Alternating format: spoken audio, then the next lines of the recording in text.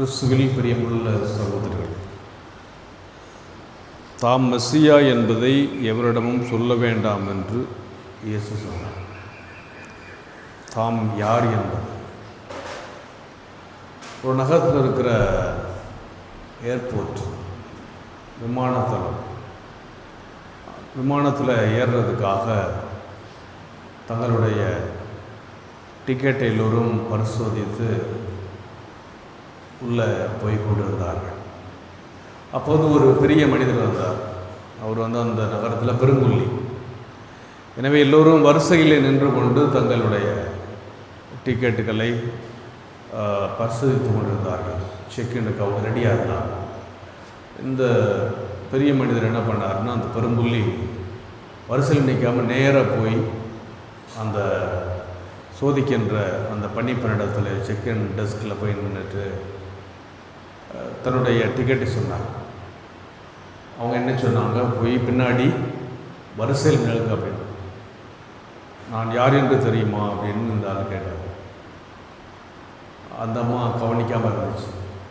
இங்கே போய் வரிசையில் நிலுங்க அப்படின்னு சொன்னார். மறுபடியும் நான் யார் என்று தெரியுமா அப்படின்னு இந்த அம்மா மறுபடியும் இவர் கேட்டார். சார், நீங்கள் போய் வரிசையாக எல்லோரும் நிற்கிறாங்க, லைனில் வாங்க. இவர் போகிற மாதிரி தெரியல. மறுபடியும் நான் யார் தெரியுமா அப்படின்னார். அந்த பணிப்பெண்ணுக்கு பயங்கர எரிச்சல் ஆயிடுச்சு. உடனே இந்த மாதிரி மைக்கிட்ட வந்து, இங்கே ஒருத்தர் யார் என்று தெரியுமான்னு கேட்டுட்ருக்கிறார், நீங்கள் யாராவது தெரிஞ்சால் வந்து சொல்லுங்கள் அப்படின்னு சொல்லி. யார் என்று தெரியுமா? 2 ஆண்டுக்கு பிறகு ஆண்டவர் இயேசு தன்னுடைய சீடர்களை பார்த்து கேட்கிறார், மக்கள் என்னை யார் என்று சொல்கிறார்கள்? இங்கே ஆண்டவர் இயேசு யார் என்று சொன்னதனுடைய அர்த்தம் என்னவென்றால், உண்மையிலேயே ஆண்டவர் எதற்காக இந்த உலகத்தில் வந்திருக்கிறார்? அவர் இந்த 2 ஆண்டுகள் அவர்களிடத்திலே பணியாற்றி இருக்கிறார். இயேசுவினுடைய பணிகளை அல்லது இயேசுவை அவர்கள் இதுவரை தெரிந்து கொண்டார்களா அப்படின்னு தெரிஞ்சுக்கிறதுக்காக அவர் கேட்குறார். ஆனால் அவங்க என்ன சொல்கிறாங்க, திருமுழுக்கு யோவான்னு சொல்கிறாங்க. 2 வருஷம் கூட இருந்தவங்க திருமுழுக்கு யோவான், எரேமியா இறைவாக்கினர் அல்லது எலியா, இப்படி ஒவ்வொருத்தரும் ஒரு கருத்தை சொல்ல, அப்போ நீங்கள் என்ன யாருன்னு கேட்குறீங்கன்னு தன்னோடு கூட பயணித்த சீடர்களை பார்த்து இயேசு கேட்குறார். நீங்கள் என்னை பற்றி என்ன நினைக்கிறீங்க, நான் யார் என்று உங்களுக்கு தெரியுமா என்று கேட்பது. அப்போ சிமோன் பேதுரு சொல்கிறாரு, நீ மெஸ்ஸியா, வாழும் கடவுளினுடைய மகன், நீர் இறை மகன் அப்படின்னு சொல்கிறார். நீர் கடவுளுடைய மகன். அப்போ ஆண்டவர் இயேசுவுக்கு உண்மையிலேயே ரொம்ப பிரமித்து விட்டார். இயேசுவுக்கு அது உண்மையிலேயே இது நீ சொன்னது மனிதனுடைய வெளிப்படுத்து, எந்த மனிதரும் இதை உனக்கு வெளிப்படுத்தவில்லை, மாறாக விண்ணகத்தினுடைய என்னுடைய தந்தை தான் சொல்லியிருக்கிறார். ஆண்டவர் இயேசு இறைமகன். அப்போ இறைமகன் என்பதை பேதுரு அறிந்திருந்தார். அதனால தான் அவரை இந்த திருச்சபையினுடைய பாறையின் மேல் என் திரு அவையை கட்டு அப்படின்னு சொல்கிறார். எனவே இயேசு இறைமகன் என்பதை நாம் அறிந்திருக்கிறோம். அமெரிக்காவில் ஒரு கோயில், அந்த கோயிலில் கத்தோலிக்கர்கள் தான் அந்த கோயிலுக்கு போவாங்க. ஒரு யூத பெண்மணி ஒவ்வொரு வாரமும் அந்த கோயிலுக்கு வந்து போயிட்டு இருந்தாங்க. இதை பார்த்த ஒரு கத்தோலிக்க பெண்மணிக்கு ஒரே ஆச்சரியம். ஏன்னா யூதர்கள் இயேசுவை ஏற்றுக்கொள்ளவில்லை. அவங்க தானே இயேசுனாரை சிலுவையிலே அறைந்து கொண்டார்கள். இயேசு தன்னையே கடவுளுடைய மகன் என்று சொல்லிக் கொள்கிறான், இது ஒரு தேவதூசனம் அப்படின்னு சொல்லி இயேசுவை அவர்கள் ஏற்றுக்கிறார்கள். உடனே இந்த அம்மா அவங்கள பார்த்து கேட்குது, நீங்கள் தான் யூதராயாச்சே அப்படின்னு. ஆமாம், நான் யூதரென்று தெரியும். இயேசுவை தான் அவர்கள் சிலுவையிலே கொன்று விட்டார்களே, யூதர்கள் தானே கொண்டாருங்க. ஆமாம். இப்போ அந்த அம்மா சொல்லுது, இயேசுவை சிலுவையிலே அறைந்து கொண்டார்கள், ஆனால் 3ஆம் நாள் அவர் உயிர்த்தெழுந்தார். எனவே அவர் கடவுளுடைய மகன் என்பதால் தான், இறைமகன் என்பதனால் தான் அவர் உயிர்த்தெழுந்தார். எனவே இயேசு உயிர்த்தெழுந்தார் என்பதை, இறைமகன் என்பதை நான் நம்புகின்றேன். அதனால தான் நான் கோயிலுக்கு வருகிறேன் என்று சொல்கிறேன். அதை கேட்டவுடன் இந்த கத்தோலிக்க பெண்மணிக்கு இன்னும் ஆண்டவர் இயேசுவின் மேலே அதிகமான நம்பிக்கை வர மாதிரி. கடவுள் ஆண்டவர் இயேசு கடவுள் மகன், உயிருள்ள கடவுளின் மகன். எனவே இயேசு கிறிஸ்துவின் மீது நாம் கொண்டிருக்கின்ற நம்பிக்கை நம்ம ஆண்டவர்கிட்ட அதிகமாக கூட்டிகிட்டு வரணும். ஆனால் அவங்க எல்லாரும் இயேசுவை ஒரு பெரிய அரசராக அல்லது பெரிய ஒரு தலைவராக தங்களெல்லாம் காப்பாற்றணும்னு நினைச்சார். ஆனால் இயேசு என்ன சொல்கிறாரு? மணமகன் பாடுகள் பட்டு மீட்புக்காக தன்னுடைய உயிரை கொடுக்க வேண்டும் என்று ஆண்டு சொல்கிறார். எனவே தாம் மெஸ்ஸியா என்பதை எவரிடமும் சொல்ல வேண்டாம் என்று இயேசு சீடரிடம் கண்டிப்பாய் சொன்னார். நான் இதற்காகத்தான் வந்திருக்கிறேன். எனவே ஆண்டவர் இயேசு போதித்த அந்த மெஸ்ஸியா மக்களுக்கு அதிகாரத்தினால, இந்த அதிகாரம் என்பது மக்களுக்கு பணி சொல்லி செய்வது. இன்றைய முதல் வாசகத்தை பார்த்து நமக்கு தெரியும். எஸ்ஐயா இறைவாக்கினர் இயேசு பிறப்பதற்கு 685 715 ஆண்டுகள், ஏறக்குறைய 720 ஆண்டுகளுக்கு முன்பாக சொல்லப்பட்டது. பாலஸ்தீனம் அஸ்ஸீரியா படையெடுத்து வர ஆரம்பிக்கிறது. இந்த பாலஸ்தீனுடைய மன்னன் இடத்துல தைரியம் கிடையாது.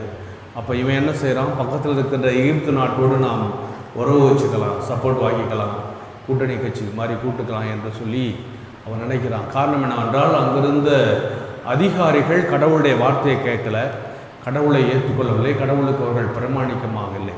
சதனா என்கிற ஒரு தலைமை அதிகாரி இப்போ அரசாங்கத்தை முதலமைச்சர் நடத்தினாலும் ஒவ்வொரு அதிகாரிகளும் ஐஏஎஸ் ஐபிஎஸ் அதிகாரிகள் தான் இந்த அரசு இயந்திரம் தான் இயக்கி கொண்டு இருக்கிறது. அந்த மாதிரி இந்த தலைமை அதிகாரியோட பேர் செபுனா. இந்த செபுனா என்ன செய்தான்னா, தன்னுடைய அதிகாரத்தை தப்பாக பயன்படுத்தினான். மக்கள் மீது அக்கறை கிடையாது. தனக்குன்னு ஒரு பெரிய ஆடம்பரமான கல்லறையை கட்டி வச்சுருந்தான்.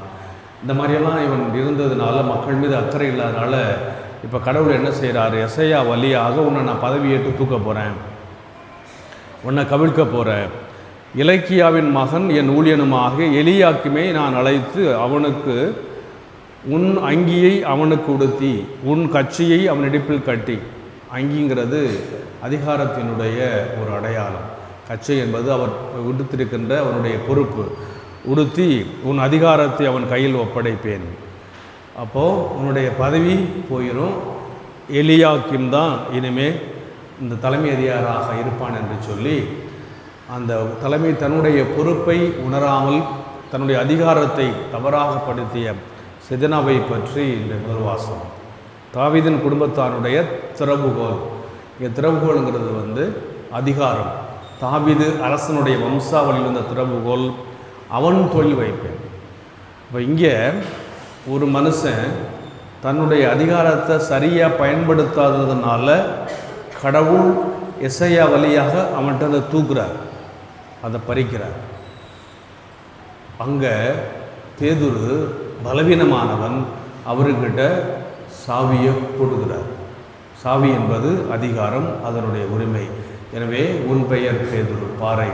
இந்த பாறையின் மேல் நான் திருச்சபையை கட்டுவேன், பாதாளத்தினுடைய எந்தவித தீயிலும் உண்மையில் வெற்றி கொள்ளா என்று ஆண்டவர் சொல்கிறார். நாம் எல்லாருமே இந்த திரு அவைக்காக அழைக்கப்பட்டிருக்கிறோம். திருச்சபை, திரு அவை புதிய வார்த்தை. எக்லேசியா என்பது கிரேக்க வார்த்தை. அப்படின்னா என்பது, அதாவது நாம் அந்த கடவுளுக்காக அழைக்கப்பட்டிருக்கிறோம்.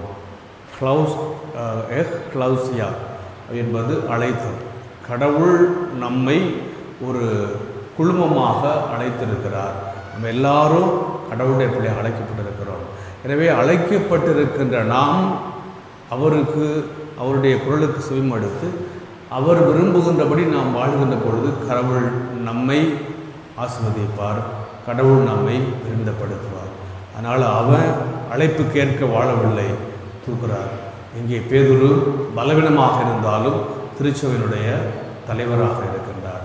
எனவே நாம் கடவுளுடைய அந்த அழைப்பை உணர்ந்து எதற்காக இந்த உலகத்திற்கு வந்தோம், அல்லது கடவுள் நம்மிடத்தில் என்ன விரும்புகிறார் என்பதை நாம், அதுக்கு நம்ம என்ன செய்யணும்? முதலில் நாம் யார் என்பதை நாம் புரிந்து கொள்ள வேண்டும்.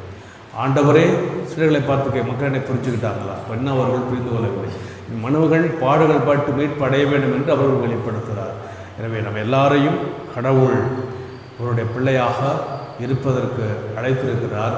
எனவே அழைக்கப்பட்ட கடவுள் அழைத்த அந்த கடவுளை நாம் புரிந்து கொண்டு அவருக்கு ஏற்றவர்களாக நாம் வாழ்கிற போது நிச்சயமாக கடவுள் நம்மை ஆஸ்வதிப்பார்.